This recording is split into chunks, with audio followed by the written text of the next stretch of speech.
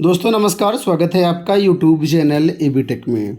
आज है 5 जुलाई 2024 और जान लेते हैं आज की महत्वपूर्ण खबरें जो आज के प्रमुख समाचार पत्रों पर छाई हुई हैं और आप लोगों के लिए बहुत ही इम्पोर्टेंट हैं।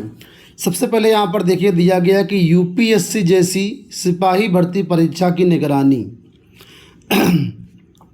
प्रदेश के विभिन्न आयोग चयन बोर्ड की चयन प्रक्रिया को त्वरित एवं पारदर्शी तरीके से कराने के लिए परीक्षा केंद्रों का निर्धारण आदि के नियमों में बदलाव हुआ है।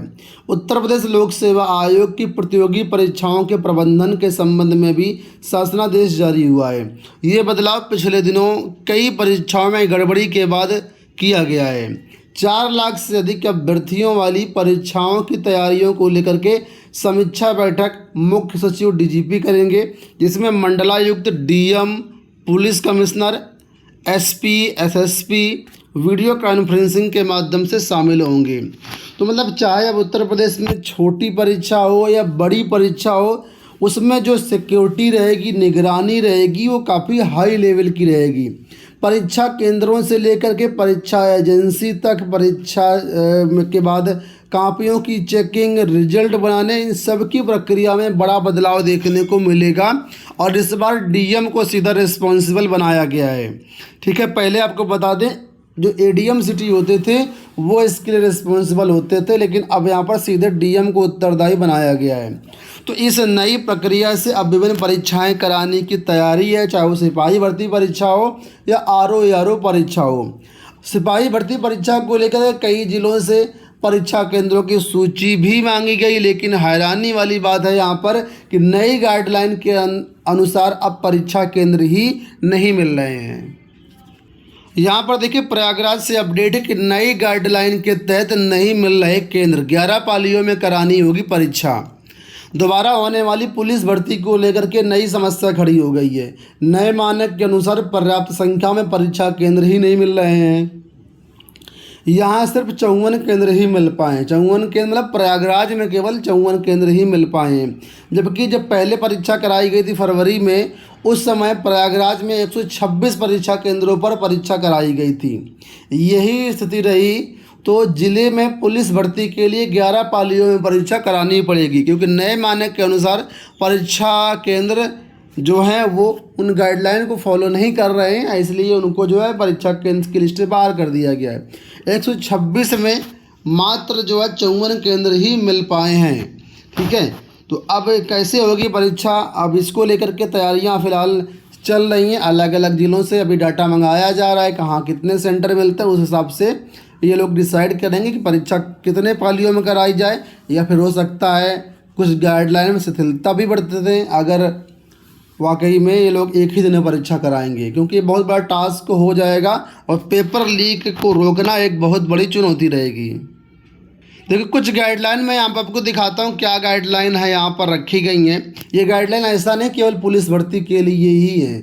ठीक है, ये गाइडलाइन उत्तर प्रदेश सरकार की तरफ से बनाई गई हैं और ये लोक सेवा आयोग की भर्तियों में भी लागू होगी, और जो कि आज दिया भी गया है।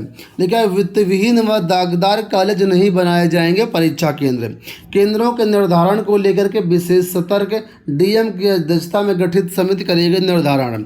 तो कुछ मानक दिए गए हैं, जैसे कि बस स्टैंड व रेलवे स्टैंड कोषागार के 10 किलोमीटर की परिधि में ही कॉलेज होना चाहिए।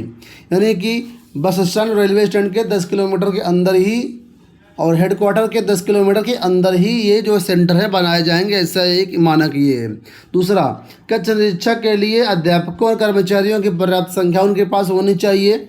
विगत 3 वर्षों में कराई गई परीक्षाओं का अनुभव होना चाहिए। परीक्षा केंद्र जो है शहर की आबादी के अंदर होना चाहिए, शहर के बाहर नहीं होना चाहिए। परीक्षा केंद्र तक पहुँचने के लिए सड़क और यातायात की सुविधा बेहतर होनी चाहिए। परीक्षा केंद्र की बाउंड्री तथा अन्य जरूरी सुविधाएं होना चाहिए।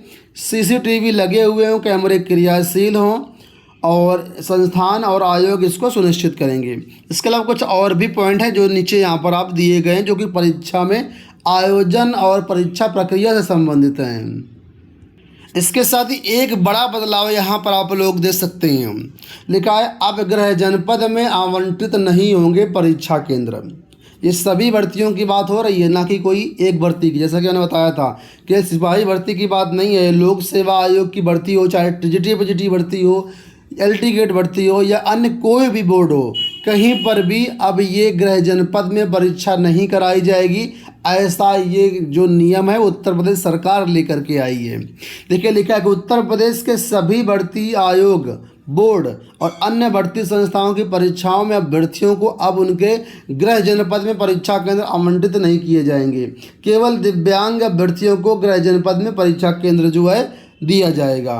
शासन की ओर से जारी दिशा निर्देशों के अनुसार जनपद में परीक्षा के आयोजन की स्थिति में पुरुष अभ्यर्थियों को उनके गृह मंडल में परीक्षा केंद्र आवंटित नहीं किए जाएंगे।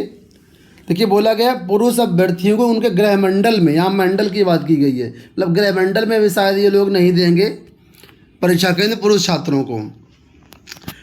आगे लिखा कि शासन ने यह भी स्पष्ट किया है कि ऐसे अभ्यर्थियों को उनके गृह मंडल के निकट किसी अन्य मंडल के जिले में परीक्षा केंद्र आवंटित किए जाएंगे। मतलब ये है कि पुरुष अभ्यर्थियों का जो केंद्र बनेगा, चाहे वो कोई भी भर्ती हो, अब गृह मंडल को छोड़, गृह जनपद की बात ही खत्म हो गई, गृह मंडल को छोड़ करके जो भी उसका पड़ोसी मंडल होगा वहाँ पर जो भी निकटतम जिला आएगा वहाँ पर जो है उसको अलॉट किया जाएगा।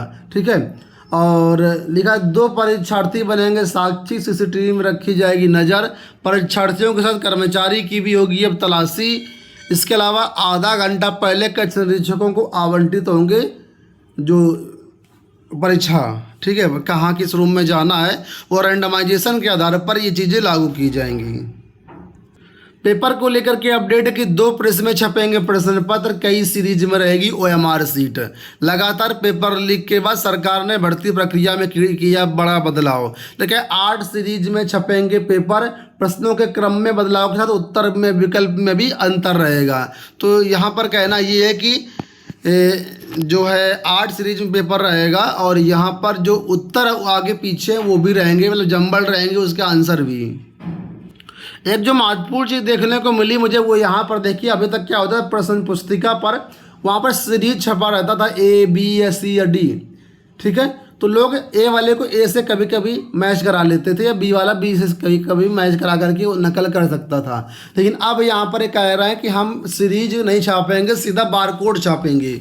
ठीक है। तो जब बारकोड छापेंगे किसी को कोई पता ही नहीं रहेगा कि उसको कौन सी सीरीज मिली है, कौन सी सीरीज नहीं मिली है।